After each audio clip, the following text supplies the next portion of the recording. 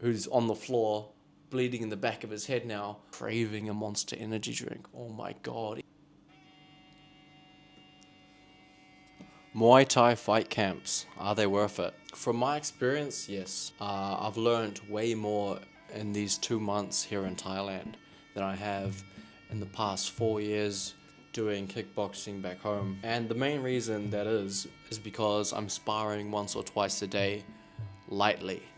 Back home, when I do show up to sparring, people just want to knock my head off. Here, they take it light, small difference. But besides the sparring and the training, which is great, Thailand itself, beautiful country. I've done some temple hopping, that was cool. Went to the ancient city, that was cool. Thai culture, awesome. Food, pretty cool. But I think the highlights of coming to Thailand and doing this Muay Thai camp is the people you meet. Like, you never know who you're gonna run into.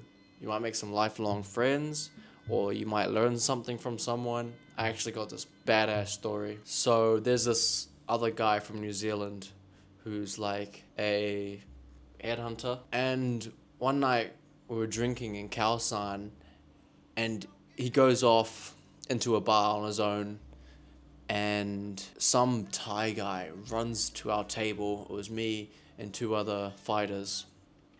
And they're like, oh, your friends got into a fight. You gotta break him out. And we'll just call him John. John gets into a fight with like 4 or 5 people. I run into the building and he's like got 3 dudes. I guess they're American, I don't know. Just like 3 guys facing him, and he's like trying to like fucking Bruce Lee 3 guys at once. And I try to step in and just like pull them apart, not doing too well. And then some guy from outside the bar just comes in with like a bottle, like a big ass 750ml bottle, and just bonks him on the back of the head. And he ends up dropping, which was actually good for me, because when he dropped for that short second, the other people in the bar managed to like come from behind and pull the 3 guys apart away from John, who's on the floor, bleeding in the back of his head now. But it gives me the opportunity to just like lift him up and try escort him outside the building, which I did. I ended up just like patting him on the back, be like, hey, let's go for a walk, man. Let me just tidy up your head, because he's like covered in blood. And then we'll go back in there, we'll go get another drink. You know, I'm not gonna try like manhandle this guy, like, let's get out of here, let's go. He's bigger than me. Like, I'm 6'6", he was probably like 6'4", 300 pounds or something, I don't know. But yeah, you get him out, wipe the blood off his face, back of his head, you know. Keep drinking, and eventually he disappears for the night. But the next time I see him back at the gym, you know, we're both fighters. He's like, oh, Andrew, bro, what's your address, bro? What's your address back home? And I'm like, I'm not comfortable giving you that information. And he's like, oh, brother, no, don't worry about it. I got a present for you. G. And I really didn't want to give this guy my address, but he told me that it was just his mechanic, and that he just needs to drop off a car to get picked up. And I was like, oh, fine. I know how it is when, you know, car dealerships and shit. So I end up giving the guy my address and my New Zealand driver's license, and he ends up gifting me a Mercedes E300 for free. Slammed, it's on airbags, it's got the rims, it looks fucking gangster. And I was like, oh yeah, when are you gonna come pick it up? And he's like, no brother, that's for you. Thanks for breaking me out of the fight, G. I can't remember what words used exactly. He just said it was a gift, it's a present, and that's for breaking me out of the fight. And I just dapped him up, and I said, wow, thank you. I don't own a car back home, so that's really nice of you. And right now, it turns out he's like a big baller, and I don't know what it is exactly. I never bothered to ask. If you make money, cool. Like, I'm not gonna, you know, it's none of my business. Seemed like a great guy. But turns out he wants to go move to Dubai, and he's got like a Range Rover already, Lamborghini, Urus. And I was like, okay, you know, if you are a big baller, then that's cool. And before he left, he was like, Andrew, bro, you need any money?